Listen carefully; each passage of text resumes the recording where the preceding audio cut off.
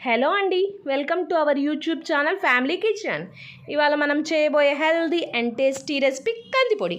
దీనికి కావాల్సిన పదార్థాలు: 1 టీ గ్లాస్ కందిపప్పు, 1 స్పూన్ ధనియాలు, 1 స్పూన్ జీలకర్ర, 1 టీ స్పూన్ మెంతులు, 1/2 టేబుల్ స్పూన్ ఆవాలు, 10 నుంచి 17 ఎండుమిరపకాయలు, 1 గడ్డ చిన్నులపాయ, కొద్దిగా కరివేపాకు.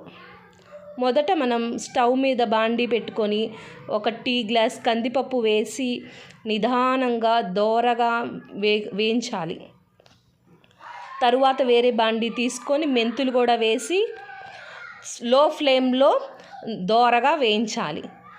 కందిపప్పు మధ్య మధ్యలో కలుపుతూ ఉండాలి. మెంతులు వేగిన తర్వాత కొద్దిగా ఆవాలు వేసి చిటపటలాడేదాకా వేపాలి. ఆవాలు వేసిన తర్వాత కందిపప్పులో కొద్దిగా ఎండుమిరపకాయలు, రుచికి తగినంత ఎండుమిరపకాయలు వేసి లో ఫ్లేమ్గా కలుపుతూ వేయించాలి. ఆవాల తర్వాత ధనియాలు వేసి కలుపుతూ వేపాలి. వేపిన తర్వాత జీలకర్ర కూడా వేసి కలుపుతూ లో ఫ్లేమ్లో వేపాలి. ఇవన్నీ లో ఫ్లేమ్లో వేపుతూ ఉండాలి.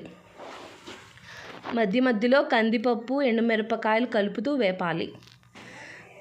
ఈ ధనియాలు వాటిలో కొద్దిగా కరివేపాకు వేసి కరివేపాకు పచ్చి ఆరేదాకా వేపాలి. ఈ మొత్తం వేపిన తర్వాత ఎండుమిరపకాయలు, కందిపప్పు ప్లేట్లో ట్రాన్స్ఫర్ చేసి చల్లార్చాలి.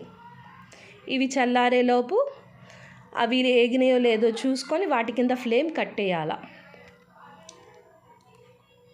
కట్టేయాలి. తరువాత కందిపప్పు, ఎండుమిరపకాయలు ఒక మిక్సీ జారాలో ట్రాన్స్ఫర్ చేసుకొని కరివేపాకు, ఆ దినుసులు కూడా ట్రాన్స్ఫర్ చేసుకోవాలి.